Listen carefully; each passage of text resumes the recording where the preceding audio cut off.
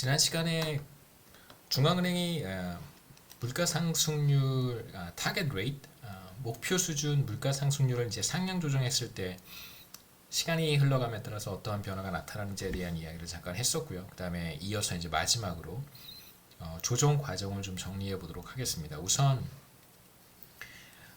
중앙은행이 타겟 레이트를 인상하게 되면 AD 곡선이 총수요 곡선입니다. 총수요 곡선이 오른쪽 혹은 바깥쪽으로 이동하게 되고요. 이제 그로 인해서 당연히 중앙은행이 이제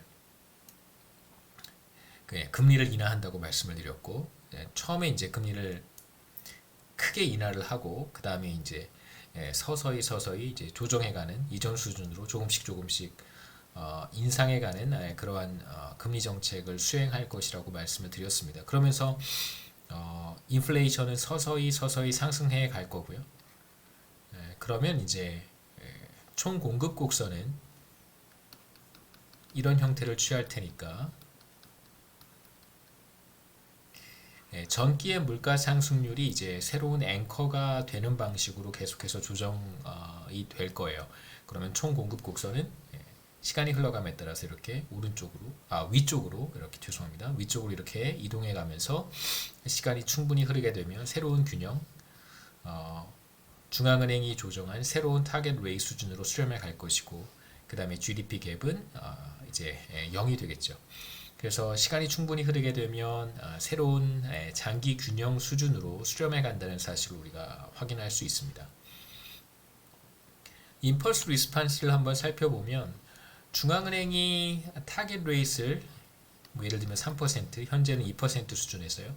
3%로 인상을 하게 되면 즉각적으로 물가 상승률이 3%로 상승하는 것은 아니고 상당한 조정 과정을 거치게 되어 있습니다. 그래서 충격 직후에는 물가 상승률이 크게 상승하지만 이후에는 이제 점진적으로 조정이 되어 가면서 물가 상승률이 새로운 타겟 레이트 수준으로 수렴해 갈 것이라는 걸 이제 우리가 예상해 볼 수 있고, 그 다음에 GDP 갭 같은 경우에는 타겟 레이트를 인상을 하고 3%로 인상을 하고 이제 금리를 크게 인하하면서 GDP 갭은 플러스 방향으로 크게 늘어납니다.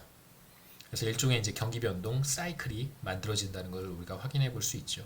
그런 다음에 이제 중앙은행이 금리를 정상화해 가는 과정에서 크게 인하했다가 점진적으로 이제 인상해 가면서 GDP 갭도 이전 수준으로 0%로 이렇게 서서히 조정해 간다는 걸 이제 우리가 그림을 통해서 얘기해 볼 수 있겠죠. 이게 이제 두 번째 이벤트고, 세 번째 이벤트는 총수요 충격이 발생하는 경우입니다. 이번 경우에는 이제 총수요 곡선에서 총수요 충격이 1%만큼 발생하는 경우를 볼 거고요. 포지티브 샥입니다. 그래서 총수요 충격이 총수요 곡선이 바깥쪽으로 이동하는 충격이라고 할 수 있고요. 총수요 충격은 여러 가지 요인 때문에 발생할 수 있습니다. 첫 번째는 소비 심리가 변화하거나 프리퍼런스 샥이라고 할 수 있겠죠. 그 다음에 이제 기업들의 투자 심리가 변해서 긍정적인 방향으로 투자가 일시적으로 늘어난다면, 또는 세 번째로 정부가 예상하지 못한 방식으로 정부 지출을 늘린다면, 그 다음에 네 번째로 국내에서 생산되는 재화 혹은 서비스에 대한 해외의 수입 수요가 늘어날 때, 그러니까 한국의 이제 수출이 일시적으로 증가하는 경우라고 할 수 있겠죠. 그래서 이런 것들을 우리가 다 합쳐서 총수요 충격 엡실론 T로 표현을 했었고, 이러한 요인이 뭐 복합적으로 혹은 뭐 한두 가지가 변하면서 총수요 충격이 발생한다고 가정을 하겠습니다. 그래서 이 충격은 앞서 얘기했던 첫 번째 사례 총 공급 충격은 템포러리 하다고 말씀을 드렸는데, 이번에는 총수요 충격의 경우에는 한번 발생한 다음에 상당히 오랜 시간 동안 거시경제에 영향을 미친다고 가정을 할 거예요. 그래서 이 경우에는 이제 8기간 정도, 뭐 8분기 또는 2년 정도 지속된다고 하겠습니다. 그래서 연기까지는 정상 상태 혹은 장기 균형 상태에 있었는데 1기에 총수요 충격이 1%만큼 발생을 합니다. 그런 다음에 이제 2기, 3기, 4기에서 8기까지 그 충격이 소멸되지 않고 여전히 충격이 남아 있다가 이제 9기가 되면 2년 정도의 시간이 지난 다음에 최초에 발생했던 총수요 충격이 완전히 사라지는 그런 상황을 한번 가정해 보죠. 그래서 우선 1기부터 8기까지는 총수요 충격이 1만큼 발생한 것이고, 그 다음에 이제 9기부터는 다시 총수요 충격이 사라지는 경우라고 할 수 있습니다. 그래서 이 경우에는 일종의 지속성을 갖는 충격이라고 할 수 있고요. persistent하다고 이야기를 했었습니다. 총수요 충격이 persistent한 경우에 우선 연기까지는 장기 균형 상태에 있다고 했었으니까 뭐 충격은 우리가 고려할 필요가 없고요.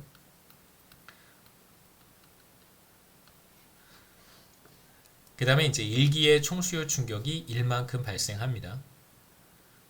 근데 이제 총수요 곡선을 물가 상승률에 대해서 다시 이제 한번 표현한 것인데, 보시면 이렇게 표현한다면 가로축의 방향으로, 가로축에 우리가 GDP 갭을 표현을 했는데 그림에서 가로축 방향으로 1만큼 늘어난다고 얘기할 수 있고, 세로축의 변수인 파이 t에 대해서 우리가 이렇게 식을 표현한다면 만약에 총수요 충격이 없었다면 이제 이 텀을 우리가 생각할 필요가 없을 텐데, 총수요 충격이 1만큼 발생한 경우에는 그림에서 우리 AD 커브를 그릴 때 그림에서 세로축을 따라서 1 나누기 BF만큼 이동했다. 이건 세로축을 따라서 이동하는 절편이니까요. 세로축의 절편이니까 이만큼 이동한다 라고 얘기할 수 있습니다.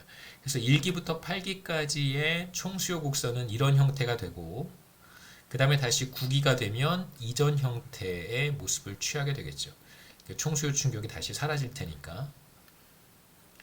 그래서 0기와 9기 이후에는 총수요 곡선이 같고, 이제 1기부터 8기까지만 바깥쪽으로 가로축의 방향으로 1%, 세로축의 방향으로는 BF 분의 1%만큼 상승하는 경우를 우리가 가정해 보겠습니다.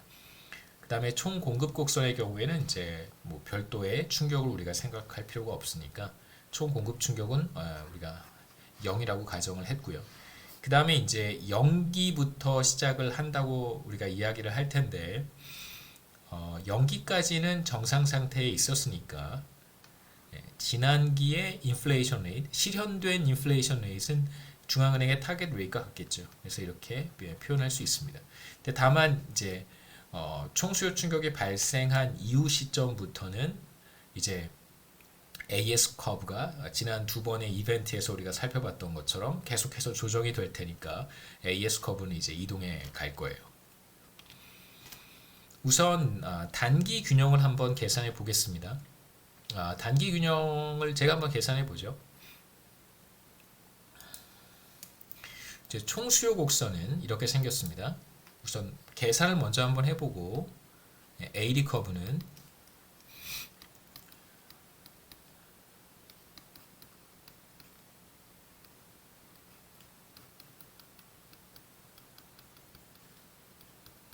그래서 1만큼의 이제 총수요 충격이 발생했다고 BF죠. 네.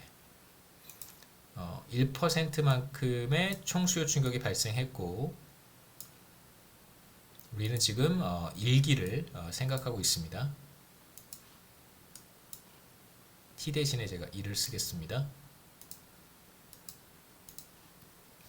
이렇게.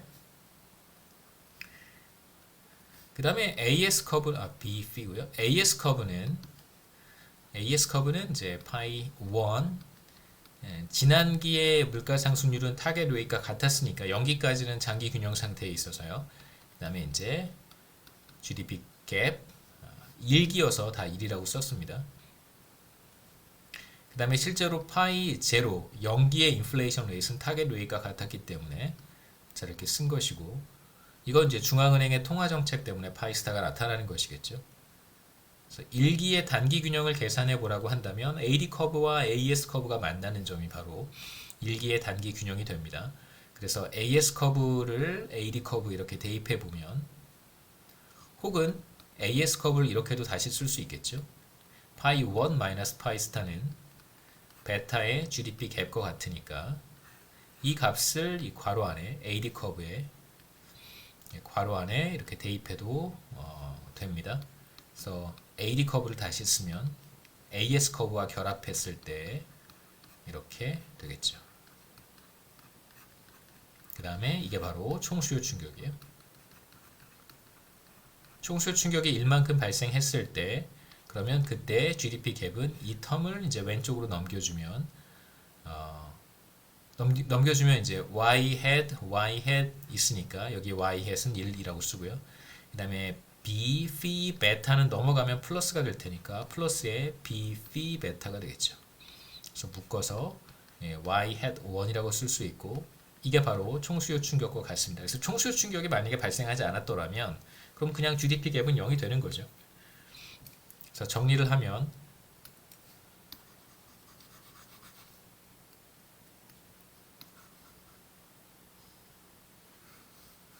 일기의 단기 균형을 계산할 수 있습니다. So Y1 hat은 GDP 갭은 1 나누기 1 플러스 B phi 베타가 되겠죠. 실제로 이제 우리가 생각해 볼 수 있는 게 총수요 충격의 크기는 사실 총수요 충격의 크기는 사실 1%만큼이었습니다. 이게 바로 충격의 크기인데 실제로 일기 균형, 단기 균형에서 나타나는 GDP 갭은 1보단 작겠죠. 그러니까 충격의 크기보다는 작아집니다. 그러니까 왜 이런 현상이 나타날까? 실제로 GDP 갭에 발생한 총수요 충격의 크기는 1%만큼이지만 거시경제의 다양한 조정을 통해서 결과적으로 나타난 GDP 갭은 1%보다 작습니다. 실제 일기, 단기 균형에서 GDP 갭은 1%보다 작죠. 자, 이러한 현상이 왜 나타나는 거냐면 중앙은행이 금리를 인상했기 때문에 그렇습니다.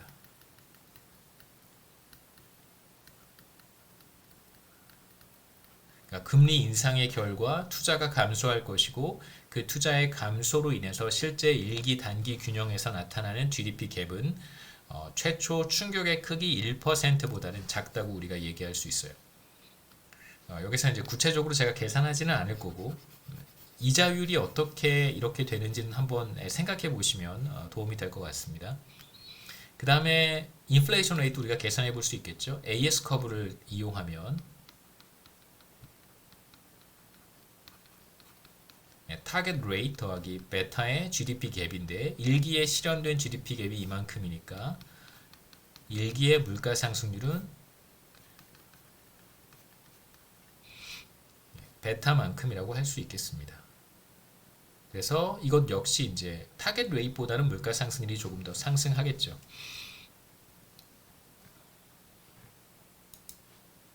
그래서 제가 계산한 결과는 일기 단기 균형에서 GDP 갭은 1%보다는 작습니다. 그래서 1%는 바로 총수요 충격이고요. 그래서 이렇게 작아지는 이유는 말씀드렸듯이 금리 인상이 수반되기 때문에 그런 거예요. 그러니까 총수요 충격이 발생하면 인플레이션 상승 압력이 물가 상승률이 상승하게 되는 이제 압력이 발생하게 되고요. 그렇게 되면 중앙은행은 당연히 이러한 형태의 테일러 준칙, 단순화한 테일러 준칙을 우리가 가정했기 때문에 물가 상승률 압력이 발생을 하게 되고 그렇게 되면 이제 금리를 인상하는 것입니다. 금리를 인상하게 되니까 바깥쪽으로 이동한 총수요 곡선 상에서 이제 한 점을 선택하는 일종의 이제 메뉴라고 말씀드렸던 것처럼 그렇게 되는 것이죠.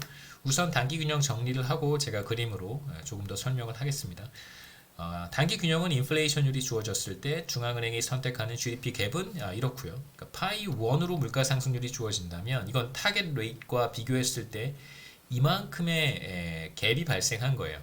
그러니까 파이 1 마이너스 파이 스타가 중앙은행이 인식한 물가 상승률 갭이란 말이야. 이 값이 우리가 지금 계산한 베타 나누기 1 플러스 베타 B phi 베타가 되는데 이게 이제 0보다 큰 값이란 말이에요. 물가 상승률 압력이 발생한 거예요. 그러니까 이만큼의 갭이 발생하면 중앙은행은 어떤 선택을 하게 되냐면 이제 여기에다가 fee만큼의 이제 그 저기 뭐죠? 예, fee만큼의 예, 를 반영을 해서 금리를 인상하게 됩니다. 그래서 금리 인상은 이자율 갭은 물가상승률 갭의 반응계수인 fee만큼을 곱하면 되겠죠. 결국은 제가 다 해버렸네요. 네. 이게 바로 중앙은행이 선택한 금리 갭이에요. 이만큼의 이자율을 인상하는 것입니다. 실제로는 명목 이자율을 인상하는데 궁극적으로 이제 실질 이자율을 인상하는 것과 같은 것이니까 실질 이자율이 이만큼 상승하게 됩니다. 그러면 실질 이자율이 이만큼 상승했다는 것은 이제 IS 커브를 한번 생각해 보죠. 그러니까 AD 커브는 중앙은행의 통화정책 준칙과 IS 커브를 결합해서 만든 것인데 IS 커브를 이렇게 썼었죠. B의 실질 이자율 갭.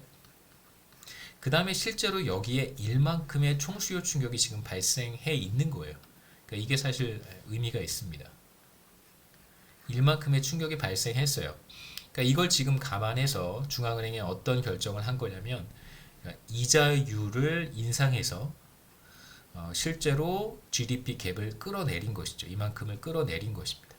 그러니까 금리를 인상해서 투자를 위축시키는 것이죠. IS 커브에 따르면 GDP 갭이 왜 마이너스가 되는 것인가 하면 바로 투자가 감소하기 때문에 그런 것입니다. 투자를 위축시켜서 물론 현실에서는 투자만 위축되진 않겠죠. 말씀드렸듯이 전에 소비가 감소할 수도 있고 투자가 위축이 됩니다. 그래서 결과적으로 얻게 되는 GDP 갭이 이만큼이 될 거예요. 제가 한번 풀어보죠. 실제로 그렇게 되는지 우선 좀 정리해 놓고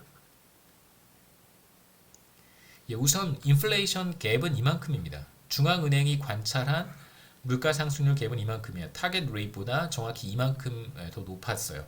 그러면 금리를 정확히 여기에 fee만큼을 곱한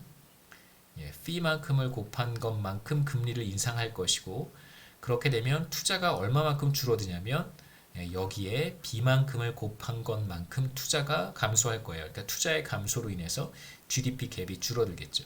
그래서 우선 투자 감소에 따른 GDP 갭은 얼마만큼이냐면 바로 이걸 계산하면 되겠죠. 붉은색으로 한번 해볼까요?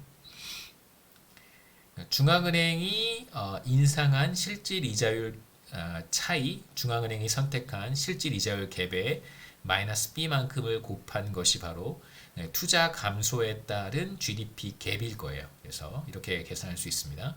마이너스의 B, phi 베타에 그러니까 여기 곱하기 B, 마이너스 B 하면 되는 거죠. 그 다음에 1 플러스 B, phi 베타가 될 것이고 이게 바로 이 앞에 텀입니다. 이만큼의 투자가 감소할 거고 그 다음에 실제로 GDP 갭은 여기에 이제 총수요 충격이 발생했으니까 실제로 실현된 GDP 갭은 여기에 총수요 충격까지 더해야 되겠죠. 1만큼을 더하면 이게 이제 1기에 실현되는 GDP 갭이 될 거예요. 이거 계산해 보면 정확히 얘와 같습니다. 이런 식으로 이제 이해할 수 있다는 것이죠. 최초에 발생한 충격이 왜 1보다 작은 것인가? 거슬러 생각해 보면 물가 상승률 압력이 발생하니까 정확히 이제 이만큼 발생하니까 중앙은행은 금리를 인상한 것이고요. 금리가 인상되니까 투자가 위축됐을 거예요. 그럼 이제 투자 위축이 된 것까지 우리가 감안한다면 GDP 갭은 충격의 크기만큼 다 늘어나지 못하고 일부만 늘어날 것이라고 우리가 생각할 수 있습니다. 그래서 이제 그림에서 한번 생각해 보면 우선 총수요 충격이 1%만큼 발생했을 때 가로축을 따라서 1만큼, 세로축을 따라서는 B, P분의 1만큼 조정이 된다. 총수요 곡선이 이동한다고 이야기했었고요. 그 다음에 이제 여기에 AS 커브를 추가를 하게 되면 최초의 균형에서 1기 균형이 어디가 될지는 쉽게 찾을 수 있습니다. 그 다음에 이제 총수요 곡선이 바깥쪽으로 이동했으니까 중앙은행의 선택지, 매뉴얼 혹은 메뉴는 이제 여기서 하나 골라야 되겠죠. 이동한 총수요 곡선상에서 한 점을 선택하는 정책의 선택이 되고 팔러시의 초이스가 될 거예요. 그래서 우리는 일기 균형을 어렵지 않게 찾아볼 수 있는데 다시 한번 그 과정을 그림을 통해서 한번 생각해 보면 총수요 충격이 발생을 해서 AD 커브가 정확히 가로축을 따라서 1%만큼 오른쪽으로 이동했습니다. 그럼 지금 이제 균형으로 조정되어 가는 과정을 한번 생각해 보려고 하는데 현재 물가 상승률 수준은 파이스타였단 말이에요. 연기까지. 연기의 인플레이션 레이트는 파이스타였는데 총수요 충격이 발생하면서 지금 경제가 여기에 있다고 한번 생각해 보죠. 여기까지 온 거예요. 현재. 뭐 실제로 그렇지는 않습니다만 이제 직관적으로 이해를 좀 해보기 위해서 그러면 현재 물가 상승률 수준에서 어떤 상황이 발생하게 되냐면 이만큼의 인플레이션 압력이 발생하게 되는 것이죠. 그러니까 이 GDP 갭을 고수하게 된다면 그러니까 지금 이렇게 된다면 총 공급 곡선을 따라서 기업들이 선택하게 되는 물가 상승률은 지금 여기가 되는 거잖아요.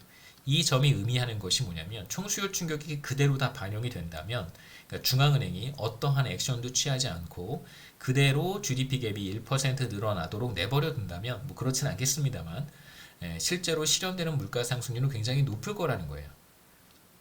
이게 바로 기업들이 가격 조정 결과 실현될 가능성이 있는 물가 상승률인데 이것은 지금 타겟 레이트보다 훨씬 더 높은 수준이에요. 그렇다면 이제 중앙은행은 어떤 액션을 취하게 되냐면 새로운 AD 커브 상에서 한 점을 선택하게 될 텐데 어쨌든 최초에 발생한 총수요 충격의 크기를 가능한 줄여서 인플레이션 압력을 해소하려고 하겠죠. 그래서 이 경우에 금리 인하를 금리 인상을 단행하게 됩니다. 그래서 GDP 갭이 1일 때 인플레이션 압력이 발생할 거고요. 말씀드렸듯이 중앙은행은 압력을 해소하기 위해서 금리를 인상하게 됩니다. 그래서 금리를 인상하면 제가 아까 수식에서 보여드렸듯이 투자가 감소하게 되고 투자가 감소하면서 GDP가 1% 늘어났던 총수요 충격으로 인해서 늘어났던 것이 이제 일부 상쇄가 되겠죠.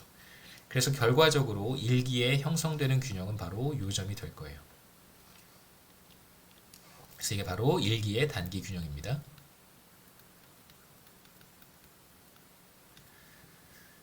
그래서 물가 상승률이 파이 1으로 주어진다면 이 파이 1은 기업들이 그렇게 가격 조정을 해서 형성된 물가 상승률인데 이 경우에 중앙은행이 선택하게 되는 GDP 갭은 Y1 해시 되고요.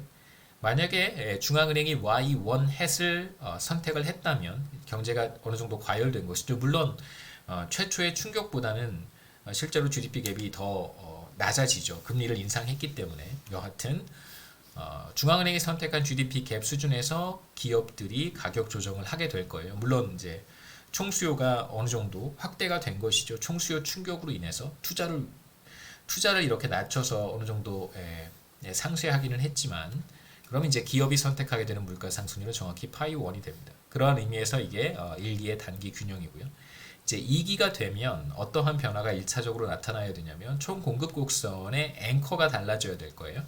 자, 2기의 AS 커브는 이렇게 생겼겠죠. 2기, 예. 이제 그런데 전기의 물가 상승률이 더 이상 파이스타가 아니니까 AS 커브가 이동할 거예요. 얼마만큼 이동하는지 한번 보면 자, 이제 절편이 기존의 파이스타에서 파이 1으로 바뀌어야 되겠죠. 절편이 여기가 되어야 될 거예요. 그러면 AS 커브는 이제 이런 형태로 이동해야 됩니다. 그래서 왼쪽으로 위쪽으로 이동하겠죠. 위쪽으로 혹은 왼쪽으로. 전보다 벤치마크가 되는 물가 상승률이 더 높아진 것입니다. 이제 그걸 기준으로 해서 기업들이 이제 가격을 조정하게 될 테니까 별다른 일이 없으면 물가 상승률은 계속해서 상승하는 경로로 들어간 거예요. 이제 통화 정책에 대한 이야기인데 아까 그 총수요 충격이 발생했을 때 이렇게 1%만큼 발생했을 때 중앙은행이 어떤 선택을 한다고 말씀드렸냐면 투자를 위축시켜서 최초에 발생한 1%의 충격을 총수요 충격을 누그러뜨리는 그런 액션을 취할 거라고 했어요. 왜냐하면 그냥 내버려 두면 이 상태에서 아무런 액션을 취하지 않고 이자율을 인상하지 않으면 그러면 GDP 갭은 1%가 될 거고요. 그렇다면 당연히 물가 상승률은 상대적으로 더 높아질 거예요. 왜냐하면 기업들이 이제 1%를 다 가격 조정에 반영을 할 테니까. 그래서 지금 이제 우리가 봤던 상황은 중앙은행이 실질 이자율을 좀 인상하면서 이렇게 GDP 갭은 전부 다 줄어드는 상황이 된 거죠. 그래서 Y1 햇이 여기에서 형성된 것입니다.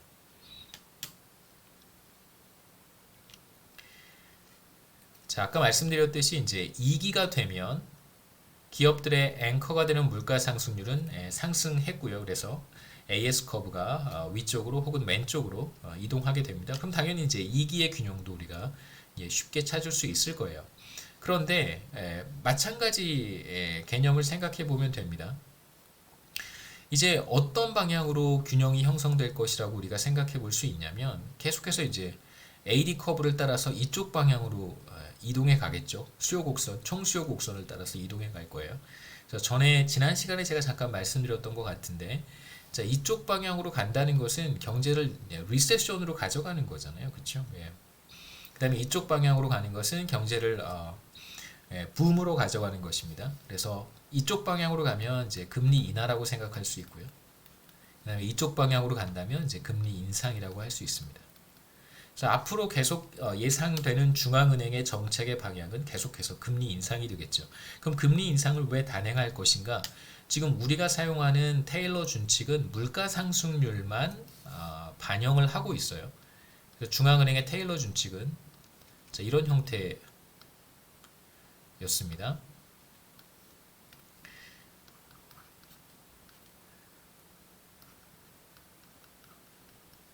그래서 물가 상승률 압력이 계속 존재하는 한 그 상황에서는 중앙은행이 계속해서 장기 실질 이자율보다 높은 수준의 이자율을 유지하려고 할 거예요. 이제 문제는 이 갭을 더 확대하느냐 혹은 그 갭을 줄이느냐의 문제겠죠. 근데 계속해서 이쪽 방향으로 간다면 중앙은행은 이자율 갭을 계속해서 확대시키는 방향으로, 다시 말하면 계속해서 금리를 인상하는 방향으로 정책을 시행한다고 우리가 생각해 볼 수 있죠.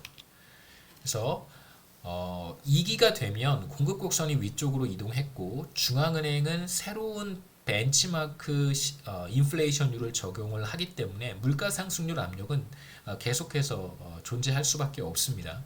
AS 커브가 위쪽으로 이동했기 때문에. 그러면 다시 이제 인플레이션 압력이 발생하게 되고 중앙은행은 인플레이션 압력을 해소하기 위해서 다시 한번 금리를 인상하는 거예요. 그러니까 추가적으로 금리를 인상하게 됩니다. 그러면 다시 투자가 더 감소하겠죠. 그래서 GDP 갭은 총수요 충격으로 인해서 늘어난 걸 1기에 금리를 인상하면서 투자가 위축되었을 것이고, 그래서 실제로 실현된 GDP 갭은 1%만큼까지는 되지 않았는데 이제 지금 총수요 충격이 사라지지 않은 상태에서 인플레이션 압력이 발생했기 때문에 다시 한번 금리 인상을 단행합니다. 그러면 1기보다 투자가 더 많이 위축이 되겠죠. 결과적으로 총수요 곡선은 사라지지 않았기 때문에 GDP 갭은 1기보다는 조금 더 줄어들 거라고 예상할 수 있어요. 그러니까 뭐 우리가 그냥 단순히 생각해 보면 이만큼의 총수요 충격이 발생했는데 그 중에 예를 들어서 이만큼을 투자 감소로 상쇄시킨 거예요. 이만큼이 투자 감소입니다. 금리를 인상해서 이제 1기의 이야기고요. 2기가 되면 똑같이 총수요 충격이 발생했어요. 그래서 사라지지 않았습니다. 근데 2기가 되었을 때 어떤 액션을 다시 중앙은행이 취하냐면 이자율 갭을 1기보다 더 확대하는 거죠. 금리를 조금 더 인상하는 것입니다. 금리를 또 인상하게 되니까 투자 감소는 더 많이 벌어지게 되겠죠. 그렇죠?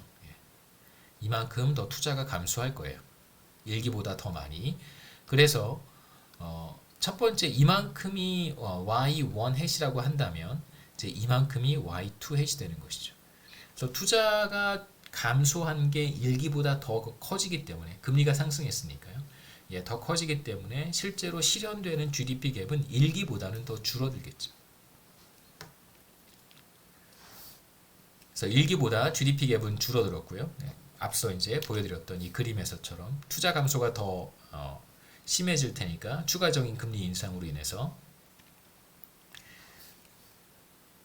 그래서 이만큼을 상쇄시켰다고 볼 수 있겠죠. 예. 이만큼이 그러니까 총수요 충격의 상당 부분을 지금 중앙은행이 상쇄했는데 이게 바로 금리 인상을 통한 투자 위축입니다.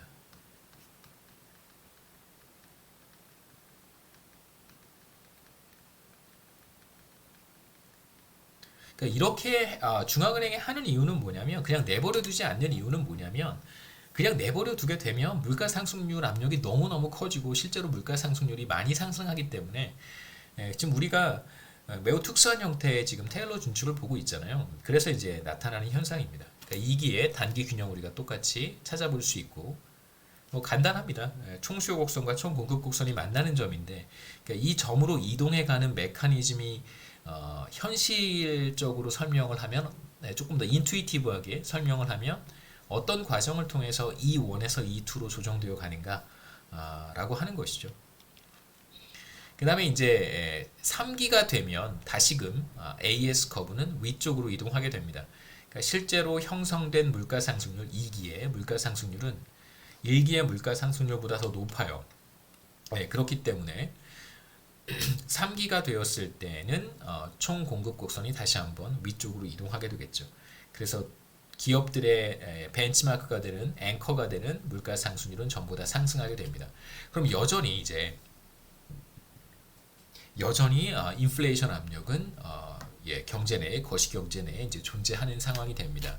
그럼 다시금 인플레이션 압력이 존재하니까 중앙은행은 또 추가적으로 금리를 인상하게 되고요.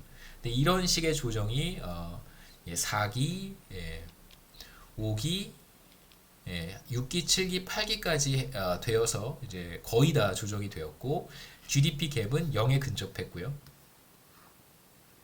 그 다음에 이제 물가 상승률은 이제 실현된 8기쯤에 실현된 물가 상승률은 이제 최초 충격이 발생했을 때 만약에 중앙은행이 물가 상승률에 대한 적절한 대응을 하지 않았었더라면 실현되었을 법한 그런 이제 물가 상승률 수준이 된다. 이렇게 이제 우리가 생각해 볼 수 있겠죠. 우리가 1%의 총수요 충격이 발생했을 때 세로 축을 따라서 AD 커브가 얼마만큼 이동하는가 뭐 그런 얘기를 했었는데요. 그 결과라고 할 수 있습니다.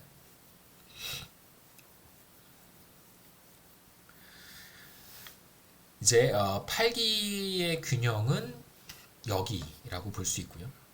자, 이제 9기가 되면 새로운 변화가 또 거시경제에 나타날 텐데 9기에 들어서서 새로운 변화는 뭐냐면 이제 총수요 충격이 사라지는 거예요. 2년 동안 거시경제에 영향을 미쳤던 총수요 충격이 사라지면서 이제 AD 커브가 이전 수준으로 돌아가겠죠. 이렇게 충격이 사라졌기 때문에 그렇습니다.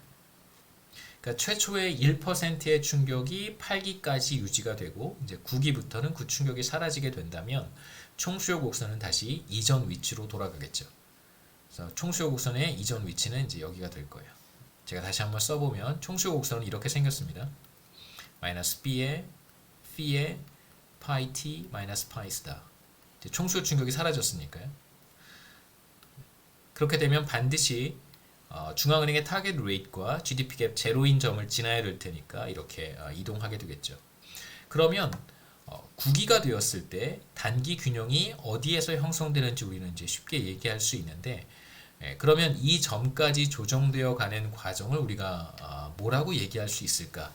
우선 지금 하나 생각해 봐야 되는 것은 8기 균형에서 단기 균형에서 물가 상승률은 비교적 높았고요. 비교적 높았고 뭐 이 수준이 정확히 같진 않겠지만 이 수준에 이제 근접했을 거라고 우리가 얘기를 했으니까요. 그 다음에 이제 또 하나 주목해야 되는 사실은 현재 8기에서 금리가 매우 높은 수준에서 형성이 되어 있을 거예요. 그러니까 물가 상승률을 잡기 위해서 중앙은행이 조금 더 공격적인 통화 정책, 굉장히 허키시한, 더비시하다는 표현하고 이제 허키시하다는 표현을 쓰는데요. 매파냐, 비둘기파냐 이제 이런 식으로 구분을 허크에서 온 이제 허키시하다 이런 표현을 쓰기도 하고요.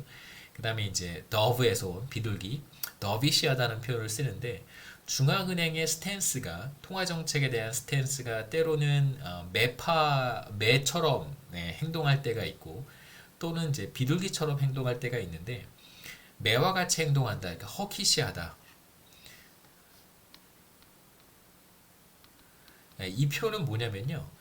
중앙은행이 GDP 갭하고 물가 상승률 사이에서 어떤 것에 더 높은 비중을 두는가, 가중치를 두는가라고 했을 때 물가 상승률을 타겟 레이스로 조정하는 것에 훨씬 더 민감하다면 그런 경우에 중앙은행이 호기시하다고 이야기를 하고요. 반대로 중앙은행이 더비시하다고 표현을 하게 되면 더비시는 이제 GDP 갭에 조금 더 높은 비중을 두는 그런 뭐랄까요, 스탠스라고 할 수 있습니다. 통화 정책의 스탠스라고 할 수 있는데, 그래서 물가 상승률이 조금 높다고 하더라도 GDP 갭을 조금 더 비중을 두고 조정해가는 통화 정책의 방향이라고 할 수 있어요. 지금 우리의 단순화한 테일러 룰은 기본적으로 GDP 갭을 생각하지 않고 물가 상승률만 고려하기 때문에 굉장히 허키시하다고 할 수 있겠죠. 그래서 중앙은행은 1%만큼의 총수요 충격이 발생했는데 그로 인한 물가 상승률 압력을 해소하기 위해서 굉장히 허기시한 금리 정책을 편 거예요. 금리를 계속해서 인상을 했습니다. 그래서 8기까지 매우 높은 아마 실질 이자율을 보이고 있을 거예요. 그러니까 앞에 그림에서 제가 잠깐 IS 커브를 그림을 그렸었는데 지금 이제 중앙은행은 GDP 갭을 거의 0에 맞췄기 때문에 이 수준의 실질 이자율을 보이고 있을 거라는 얘기입니다. 그러니까 GDP 갭이 이제 제로가 된 거죠. 자, 이런 상황이라고 한다면 이런 상황에서 이제 다시 IS 커브가 뭐 총수요 충격으로 인해서 IS 커브가 다시 원래 자리로 되돌아간 상황을 생각해 볼 수 있는 거죠. 9기에 다시 이제 여기 와 있는 거예요. 1기부터 8기까지는 총수요 충격이 1%만큼 발생한 것이고 9기에는 총수요 충격이 사라졌으니까, 자, 그럼 이 상황에서는 어떤 일이 벌어지냐면 지금 실질 이자율을 높은 수준에서 유지하고 있으니까 GDP 갭이 이제 마이너스가 되겠죠. 그러니까 중앙은행이 통화 정책을 수행하지 않게 된다면 지금 상태에서 굉장히 높은 실질 이자율을 선택하고 있는 상황입니다. 8기까지. 이런 상황에서 총수요 충격이 사라져 버리게 되면 IS 커브는 다시 왼쪽 원위치로 돌아오게 되고, 그러면 여전히 금리를 높은 수준에서 유지하게 되면 GDP 갭은 마이너스가 된단 말이에요. 그러면 중앙은행은 어떤 액션을 취하려고 할까? 이때부터는 이제 금리를 정상화하는 통화 정책을 취하겠죠. 그래서 금리를 서서히 인하해 가는 정책을 펼 것이다 라고 우리가 생각해 볼 수 있습니다. 다시 돌아가서요. 그래서 현재 이제 인플레이션 수준 8, 파이 8 한 이쯤 되겠죠, 그렇죠? 얘가 파이 8입니다.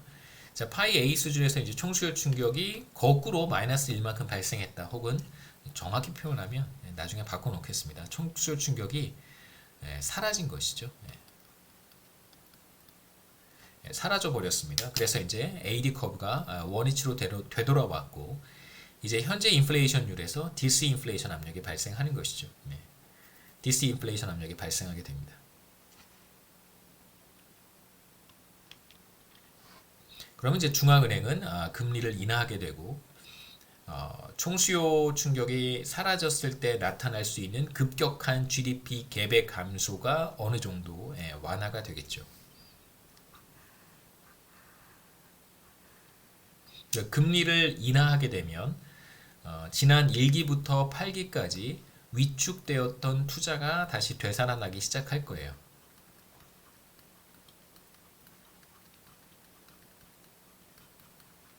그러면서 총수요 충격이 지금 1%만큼 사라졌는데 충격이 발생했던 것이 사라지면서 GDP 갭이 사실상 1% 마이너스 1%만큼 발생해야 되는데 중앙은행이 이제 금리를 인하했기 때문에 위축되었던 투자가 다시 이제 회복이 되면서 사라진 총수요 충격의 크기만큼 GDP 갭 마이너스 발생하지 않고 투자가 회복되면서 어느 정도 GDP 갭의 마이너스 값 정도가 조금 누그러지겠죠. 그래서 이제 형성되는 9기의 GDP 갭은 이제 여기가 될 거예요. 그리고 GDP 갭이 Y hat 9으로 형성이 된다면 이제 기업들은 당연히 그만큼을 자신의 가격 조정에 반영해야 될 테니까 그때 형성되는 물가 상승률은 파이 9이 될 것이고요. 그래서 조정 과정은 총수요 곡선이 이렇게 아래쪽으로 이동해 가면서 팔기 단기 균형에서 AS 커브를 따라 이렇게 이동한다라고 얘기할 수 있겠죠. 근데 이 과정에서는 중앙은행의 금리 인하가 수반되게 되고 그래서 사라진 충격의 크기만큼 GDP 갭이 마이너스 값을 갖지는 않고요. 투자가 어느 정도 회복이 되면서 GDP 갭은 조금 어느 정도 더 심한 상태까지는 가지 않을 것이다 라고 얘기해 볼 수 있습니다. 그 다음에 이제 여하튼 GDP 갭은 마이너스가 됐으니까 죄송합니다. 기업들의 가격 조정 결과 형성되는 물가 상승률은 이전 시점보다는 이제 하락하게 될 거예요. 예를 들어서 4%였다면 이제는 한 뭐 3% 정도 물가 상승률이 이제 구기의 물가 상승률은 조금 하락하겠죠. 그 다음에 이제 10기로 가게 되면 당연히 AS 커브가 이동하게 됩니다. 새로운 앵커가 이제 파이 9이 될 테니까요. 10기에 새로운 앵커는 파이 9이 되고 10기의 AS 커브는 이제 절편이 파이 9이 되겠죠. 그래서 요 점을 지나는 AS 커브를 우리가 간단하게 그려보면 될 것이고 여전히 이 상황에서도 디스인플레이션 압력은 발생하니까 그렇죠. 발생하니까 계속해서 이제 중앙은행은 금리를 정상화하는 과정을 밟게 됩니다. 그래서 실질 이자율은 하락하게 되고 GDP 갭은 조금씩 마이너스 정도가 완화되는 방향으로 가겠죠. 그래서 10기의 균형은 이렇게 여기에서 형성이 됩니다. 이제 마찬가지로 11기가 되면 또다시 AS 커브가 이동하고 이렇게 계속 조정이 되어 가면서 물가 상승률은 이전 수준인 최초의 타겟 레이 수준으로 수렴하게 되고 GDP 갭은 제로로 이렇게 수렴하겠죠. 그래서 이제 최초 총수요 충격이 발생하기 직전 상태로 되돌아갈 것이다라고 우리가 예상해 볼 수 있습니다. 간단하게 임펄스 리스판스를 우리가 한번 생각해 보면 총수요 충격이 발생했을 때 AD 커브가 바깥쪽으로 이동해 가면서 물가 상승률은 상승하겠죠. 그래서 충격 직후에 이렇게 물가 상승률이 상승했다가 이제 계속해서 이제 가격이 조정되어 가는 과정에서 경제가 과열 상태에 머물러 있으니까 기업들은 일종의 이제 붐 사이클로 들어간 거니까요. 붐 사이클로 들어가서 기업들은 당연히 자신이 판매하는 재화와 서비스에 대한 수요가 계속해서 늘어나니까 가격을 조금씩 인상해서 물가 상승률은 상승해 갑니다. 그러다가 이제 이 호황 국면이 붐이 끝나겠죠. 총수요 충격이 사라지면서 이렇게 사이클이 감소하는 사이클로 바뀌게 됩니다. 총수요 충격이 사라지면서요. 이 과정에서 말씀드렸듯이 중앙은행은 금리를 인하하게 되고 이건 이제 금리를 인상하는 구간이겠죠. 여기서부터는 이제 다시 금리를 인하하게 되고 혹은 뭐 정상화라고 할 수도 있습니다. 금리를 인하하고 그렇게 되면 이제 투자가 위축되었던 투자가 조금씩 이제 살아나기 시작하면서 GDP 갭은 뭐 다음 그림에서 보시겠지만 물가 상승률은 이제 타겟 레이 수준으로 쭉 수렴하게 됩니다. 그래서 인플레이션의 어떤 하나의 사이클을 우리가 이렇게 관찰할 수 있고요. 그 다음에 GDP 갭 같은 경우에도 우리가 비슷한 사이클을 확인할 수 있습니다. 총수요 충격이 발생하게 되면 GDP 갭이 이렇게 상승하겠죠. 그렇죠? 이건 이제 두 개의 컴포넌트를 갖는다고 했습니다. 1%만큼의 총수요 충격과 그 다음에 이제 투자 감소에 따른 GDP 갭의 감소 마이너스겠죠. 이걸 이 두 개의 이제 컴포넌트가 결합이 되어서 실제로 실현되는 GDP 갭은 이제 이만큼이고요.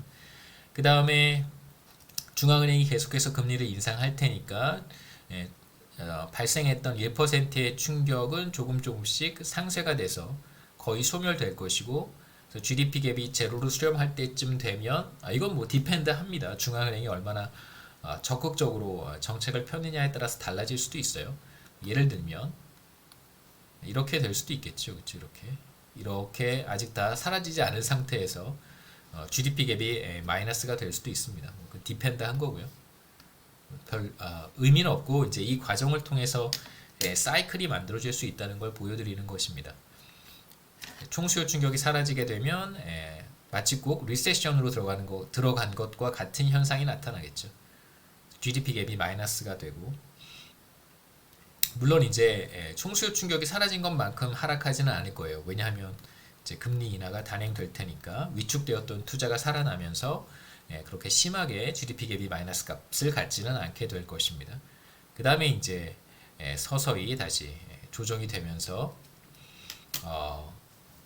GDP 갭은 0으로 수렴해 가겠죠. 이러한 하나의 이제 사이클을 우리가 경기 변동 과정에서 확인할 수 있습니다. 그래서 여기까지가 13장 AS 커브와 AD 커브를 사용을 해서 중요한 세 가지 이벤트를 우리가 살펴봤고요. 14장에서는 이제 글로벌 금융 위기 과정에서 나타났던 몇 가지 현상들을 우리가 지금 분석에 이용했던 ASAD 모형을 사용해서 프레임워크를 사용해서 글로벌 금융 위기도 한번 설명해 보도록 하죠. 14장은 글로벌 금융 위기와 단기 모형, The Great Recession and the Short Run Model인데, Great Recession은 이제 글로벌 금융 위기 기간을 고유 명사화했습니다. 뭐 여러분 들어보셨을 법한 1920년대 대공황, The Great Recession, Great Depression이라고 부르죠. 그거와 이제 마찬가지로 역사의 길이 남을 엄청난 경기 침체였기 때문에 그걸 이제 The Great Recession이라고 부르고요. 혹시 이제 뭐 여러분 영어 신문이라든가 뭐 영어 매체들을 접하시게 되면 이제 The Great Recession이라는 표현을 보실 수 있는데, 그게 바로 리만 브라더스 사태로 촉발된 글로벌 금융 위기라고 생각하시면 됩니다. 그 다음에 이제 최근에 코로나 바이러스 코비드 19으로 인해서 촉발된 세계 경제 침체 기간을 이제 The Pandemic Recession이라고 부르는데요. 아직 이렇게 이제 부르는 사람들이 많이 생겼는데 이게 고유 명사화 될지는 저도 좀 모르겠습니다. 좀 지켜봐야 될 것 같아요.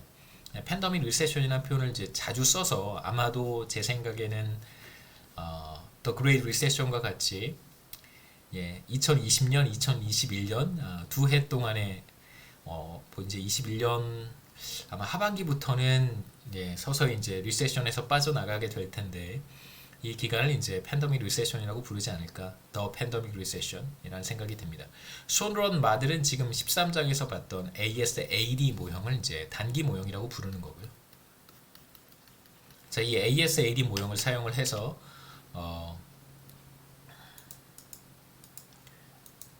글로벌 금융 위기를 한번 설명해 보도록 하겠습니다. 2008년 9월 이제 리만 브라더스가 파산하면서, 사실 이제 파산시킨 거죠. 파산시키면서 미국 금융시장을 중심으로 시작된 경제 위기가 전 세계로 확산이 되었습니다. 뭐 당연히 이제 금융 위기는 기본적으로 신용 위기였기 때문에 이제 어떤 금융기관이 부실 채권을 떠안고 있는지 사실 모르는 상황이었던 거예요. 부실 채권이라고 하는 게 뭐냐면, 금융기관이 보유하고 있는 부실 채권이 무엇이냐. 뭐 어렵지 않습니다. 뭐 다양한 형태가 있을 수 있겠습니다만, 가장 쉽게 이해할 수 있는 방법은 은행이 부실화되었다라고 하는 것은, 은행 같은 경우에는 예금자들이, 물론 모든 은행이 그런 것은 아닙니다만, 예금자들이 이제 예금을 맡기면, 자, 이 예금을 사용해서 기업이라든가 뭐 가게에 대출을 해주죠. 그래서 보통 예금자들한테 단기로 빌려서, 뭐 예금자들이 그렇게 오랫동안 예금을 하는 경우는 별로 없잖아요. 그다음에 이제 장기 대출을 해주겠죠. 뭐 주택담보대출, 가계 부문에 이제 기업의 다양한 경영을 목적으로 하는 투자 행위를 위한 대출들은 기본적으로 단기에 회수하지 않고 비교적 장기 대출이라고 할 수 있습니다. 그런데 이제 뭐 가계 부동산 대출에 문제가 생기고 기업의 대출에 문제가 생기고 이러면서 이제 빌려준 돈을 받지 못하게 되는, 대출해준 기업 대출, 가계 대출을 회수하지 못하게 되면 이 그 빌려준 돈, 뭐 예를 들면 뭐 100조를 빌려줬다고 한번 해보죠. 100조 원만큼을 기업 대출과 가계 대출에 사용을 했습니다.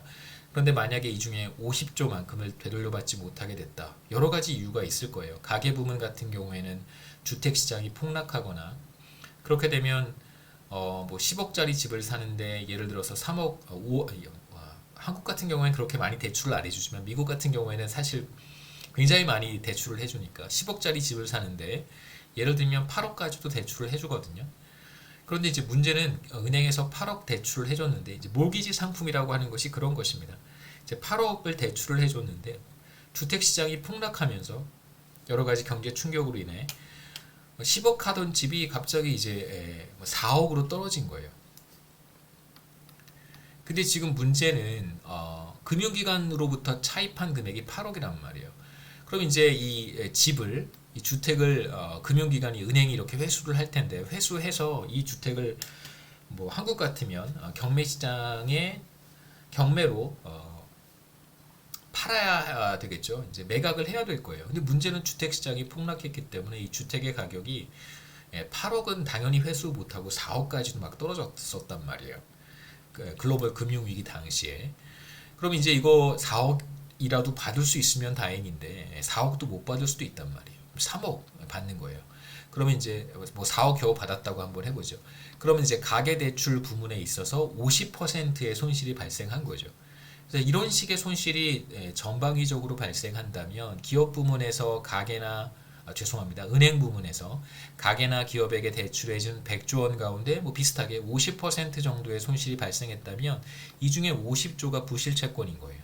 그런데 이제 문제는 금융위기라고 하는 것의 특성상 이게 이제 계속해서 위기가 계속해서 이제 증폭이 되고 전이가 된단 말이에요.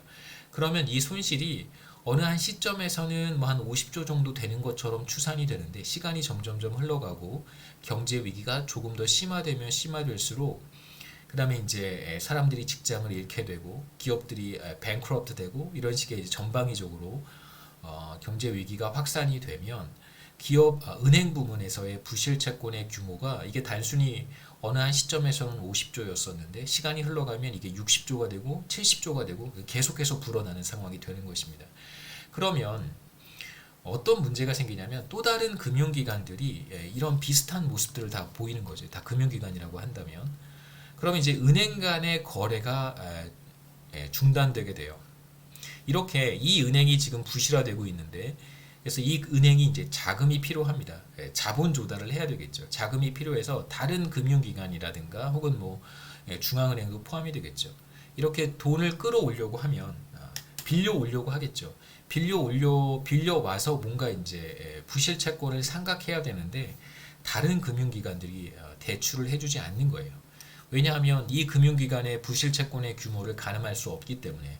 그러니까 실제로 경제 위기가 진행되는 과정에서 저 금융기관이 얼마나 부실화되어 있는지 어떻게 알겠어요? 1년에 한 번 재무제표 작성하고 뭐 기간별로 시기별로 이렇게 영업이익 이런 거 발표하는데 그 시기가 도래하기 전까지는 저 금융기관의 부채 규모라든가 부실 채권의 규모라든가 얼마만큼의 손실을 입고 있는지를 도저히 파악할 수가 없습니다. 그러니까 은행의 핵심 부서에 있는 뭐 재무 담당 이사라든가 관련된 직원들 외에는 그 금융기관의 CEO라든가 그 금융기관의 이제 부실 규모를 사실 알 수가 없는 것이죠. 손실 규모를. 그러니까 이제 은행 간의 거래가 전면적으로 중단되는 그런 사태가 벌어지게 된 거예요. 이게 바로 크레딧 리스크입니다. 그러면서 금융시장이 경색되었다는 것은 기본적으로 자본 조달이 불가능한 것이죠. 그 금융기관들 사이에 이제 자금을 빌리고 빌려주는 그러한 금융 거래가 전면적으로 중단되었다고 생각하시면 됩니다. 결국은 이제 이런 금융위기가 실물 경제로 확산이 되고 따라서 글로벌 금융위기가 초래가 되었습니다. 그래서 이걸 이제 보통 글로벌 파이낸셜 크라이시스라고 부르기도 하고 글로벌 금융위기 또는 The Great Recession이라고 부르기도 해요. 당시 이제 금융위기 때문에 실업률은 굉장히 높게 상승했는데 이제 와서 보니까 팬데믹 리세션과 비교했을 때 팬데믹 리세션에서 훨씬 더 많이 상승했습니다. 그래서 뭐 비교할 수 없을 만큼.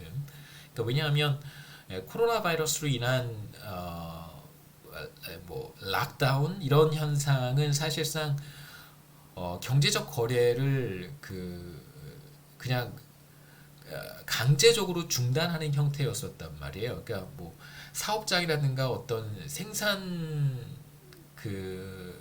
부문에서의 생산 활동은 어느 정도 이루어질 수 있는데, 그러니까 이제 대면 거래라고 할 수 있겠죠. 서비스업, 전방위적인 서비스업 부문에서의 고용 감소는 뭐 이루 말할 수 없을 정도였었죠. 그러니까 실제로 이제 경제 거래가 거의 중단되었기 때문에 그로 인한 이제 실업률의 상승이 굉장히 컸었던 거고요. 뭐 하여튼 당시에도 GDP는 매우 더디게 회복되었습니다. 그러니까 이게 얼마만큼 더디게 회복되었는가, 뭐 더 더디게 회복된 것인가, 얼마만큼 더디게 회복되어야 뭐 굉장히 더디게 회복된 것인가, 이제 이렇게 생각하실 수 있는데, 이 표현은 글로벌 금융 위기 전까지 여러 번의 그 리세션이 있었습니다. 뭐 한국 같은 경우에도 이제 여러 번의 리세션이 있었던 것처럼 미국 경제 같은 경우에도 여러 번의 리세션이 있었는데, 그 리세션에서 빠져나오기 시작하게 되면 거시 경제가 되도록 기본적으로 좀 빠른 속도로 이렇게 회복되거든요. 지금 이제 한국 경제도 얼마나 빠른 속도로 회복될 수 있을지는 잘 모르겠습니다만, 아마 백신 문제 때문에 제 생각에는 대외 부문, 수출 부문 이런 쪽에서의 어떤 경기 회복 속도가 비교적 빠를 것 같고요. 소비도 좀 회복되고 있긴 하지만 아마 이제 다른 국가들에서 나타나는 이제 백신 접종이 거의 다 완료가 된 국가들에서 나타나는 그런 형태의 급격한 경기 회복은 좀 기대하기 어려울 것 같다는 좀 부정적인 생각이 있긴 합니다만, 여하튼 대체로 빠른 속도로 리세션에서 탈출하는 모습을 보였는데, 과거에 몇 차례의 경제 위기와 비교했을 때, 리세션과 비교했을 때 글로벌 금융 위기 당시에는 굉장히 오래 걸렸어요. 그 리세션을 빠져나오는 데까지. 그런 의미에서 더디게 회복되었다는 뜻입니다. 14장에서는 이제 지금까지 분석했던 ISMP, 그 다음에 ASAD 모형의 이제 금융 부문을 추가하려고 하고요. 문제는 뭐냐면, 바럼 라인은 이거예요. 당시에 이제 중앙은행이 유동성 공급을 위해서 기준금리죠. Federal Funds Rate을 0%까지 떨어뜨렸습니다. 지금이랑 되게 비슷한 상황이에요. 0%에서 0.25%포인트 0%에서 0.25% 사이에서 Federal Funds Rate을 유지하겠다라고 이제 통화 정책을 발표를 했었습니다. 그런데 유동성이 이제 금융기관으로 흘러들어가지 못하는 그런 문제가 생겼었어요. 기본적으로 이제 신용 위기였기 때문에. 그래서 뭐 다양한 형태의 이제 통화 정책이 수행이 됐었는데요. 되게 오랜 기간 동안 0%에서 기준금리 Federal Funds Rate을 유지를 했음에도 불구하고 경기 회복이 매우 더디게 이제 나타나니까 Unconventional Monetary Policy라고 하는 뭐라고 번역하기도 하는데요. 예외적인 통화 정책이라고 저는 번역을 했는데, 어디 저기 조금 더 멋있는 번역이 있더라고요. 그래서 Unconventional Monetary Policy와 같은 이게 이제 보통은 국고채, 오픈마켓 오퍼레이션의 형태로 이제 국고채를 매입하고 매각하는 형태로 이제 통화 정책을 시행하는 것이 이제 통상적인 컨벤셔널한 통화 정책인데요. 근데 이제 문제는 그게 사실상 여의치 않으니까 어떤 식의 통화 정책을 하게 되냐면, 금융기관들이 보유하고 있었던 부실 채권들, 그러니까 뭐 돈은 빌려줬는데 이제 회수 불가능한 그런 채권들이겠죠. 그런 채권들을 이제 대량 매입하면서 금융기관들에게 유동성을 공급하는 그런 전례 없는 통화 정책을 수행하기도 했었습니다. 근데 이렇게 금리를 낮췄음에도 불구하고 기업들 간의 자금 거래에 적용되는 이자율은 좀처럼 떨어지지 않는 거예요. 그러니까 Federal Funds Rate은 기본적으로 은행 간 자금 거래에 적용되는 이자율이고, 그 이자율이 낮아지게 되면 은행 간 거래가 유동성 공급이 좀 원활하게 이루어지게 되고, 그럼 이제 다른 부문의 자금 거래에도 영향을 미치게 될 텐데, 그 경로가 이제 제대로 작동하지 않으면서 오히려 금융기관들 사이에 적용되는 이자율이 떨어지지 않는 그런 문제가 생겼습니다.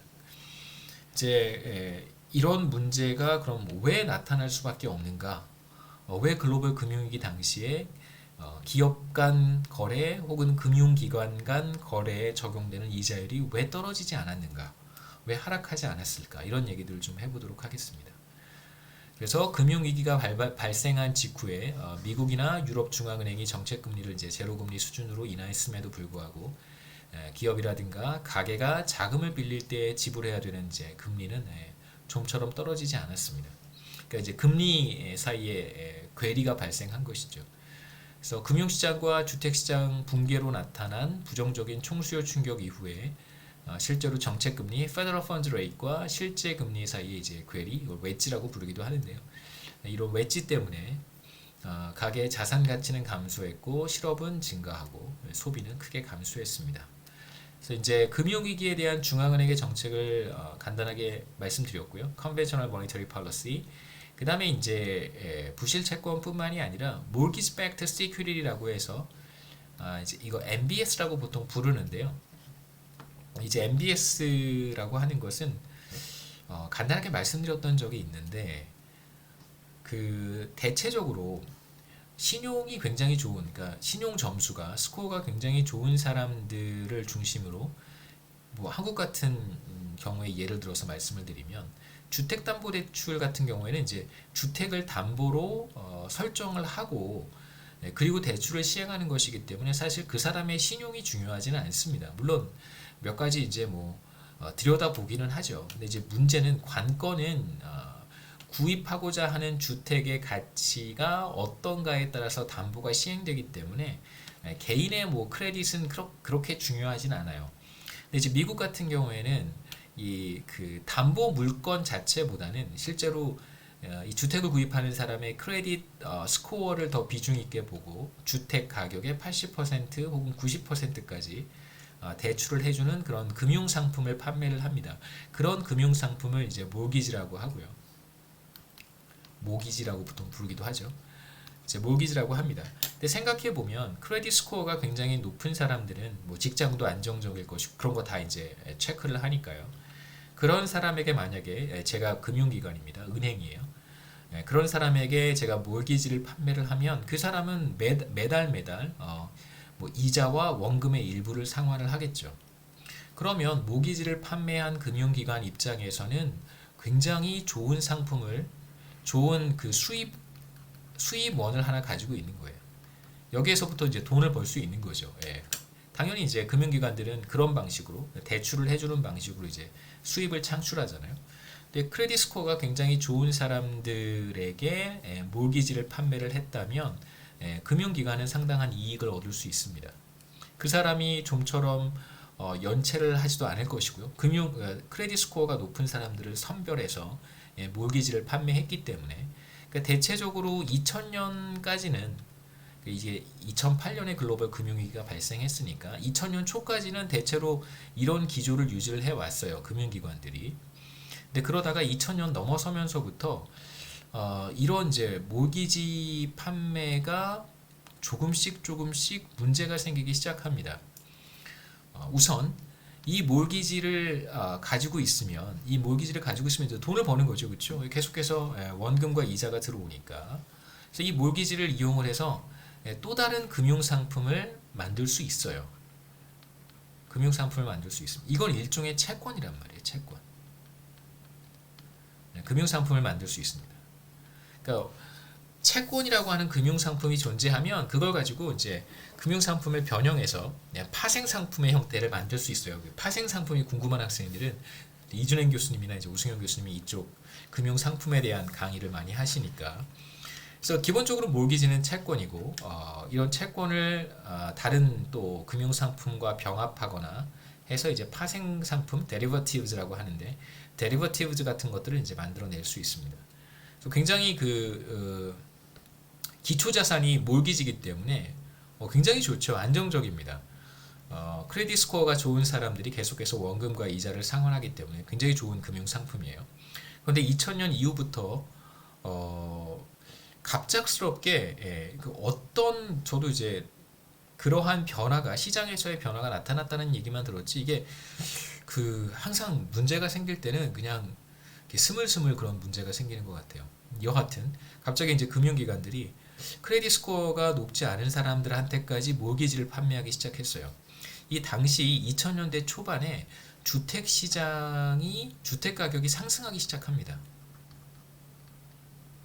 그러니까 지금 최근에 한국의 부동산 가격 상승했던 거와 비슷하게 주택 가격이 상승하기 시작했고요. 자, 이런 와중에 주택을 구매하고자 하는 사람들이 늘어나기 시작하고, 그러면서 크레딧 스코어를 면밀하게 검토하지 않고 이제 몰기지를 판매하는 사례가 발생하기 시작한 거예요. 그래서 크레딧 스코어가 좋지 않은 사람들, 그 다음에 월 소득이 그렇게 많지 않은 사람들한테까지도 몰기지를 판매하기 시작한 것이죠. 그러니까 이제 이 몰기지의 어떤 그 퀄리티가 전보다는 크게 떨어졌을 수도 있고, 그 다음에 이제 더 이상 매우 안정적인 금융상품이라고 보기 어려워진 거예요.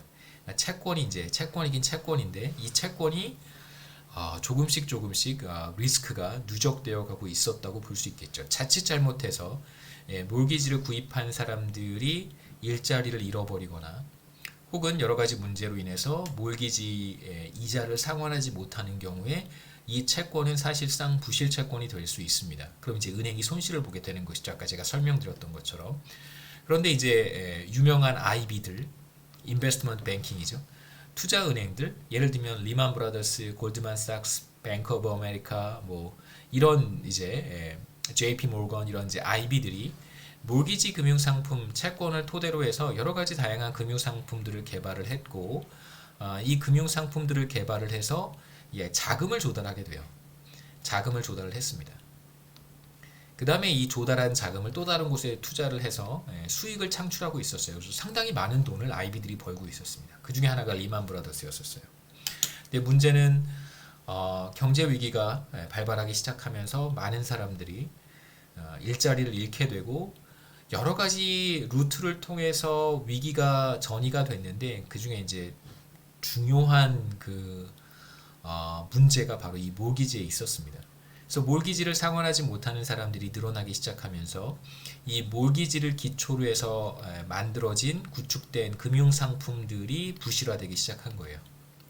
이제 이걸 가지고 자금 조달을 했던 IB들이 부실화되었고, 그래서 리만 브라더스가 강제 청산된 것이죠.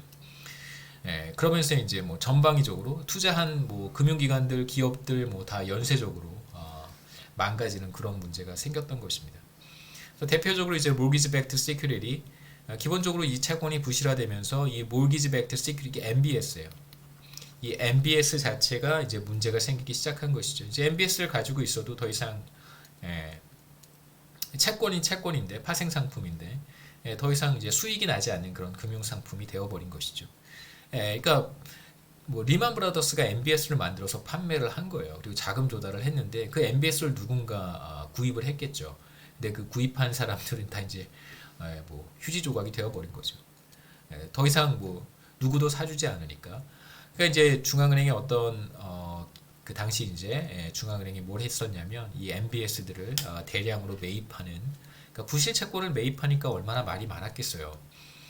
그러니까 뭐 다들 자기가 위험을 감수하고 사실 투자를 하는 건데, 금융기관들이 이렇게 다 묶여버리니까 중앙은행은 이제 당시 국회에 가서, 미 의회에 가서 국회의원들을 설득을 해야 되는 거죠. 그렇죠? 이걸 좀 베일아웃이란 말이에요.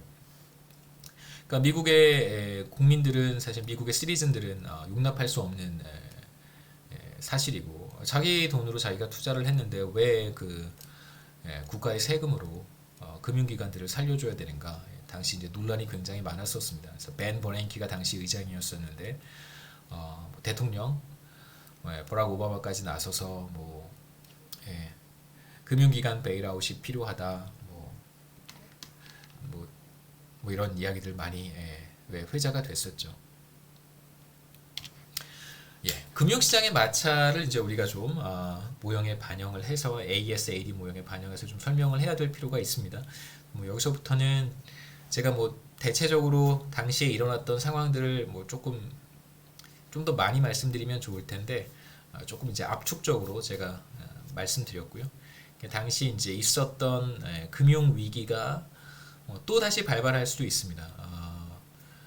뭐 지금 같은 경우에 한국의 부동산 시장이 과열되긴 했고, 당시 뭐 지난 2, 3년 동안 상당한 규제가 있었기 때문에 지금 이제 뭐 10여 년 전에 미국에서 있었던 글로벌 금융위기와 같은 위기가 나타날 가능성은 현저히 낮다고 생각하지만 앞으로 이제 금리가 정상화되는 과정에서 과연 이제 얼마만큼 많은 가구가 그 이자 부담을 잘 견뎌낼 수 있을지가 이제 앞으로 한 4, 5년 정도 지켜봐야 될 뭐 거시경제 리스크가 되지 않을까 생각합니다. 여기서부터는 금융시장 마찰에 대한 이야기, 그 다음에 ASAD 모형을 약간 변형을 해서 중앙은행이 금리를 인하했음에도 불구하고 시장에서의 이자율이 함께 떨어지지 않을 수 있는 경우를 이제 생각해서 고려해서 간단한 모형을 보도록 하겠습니다.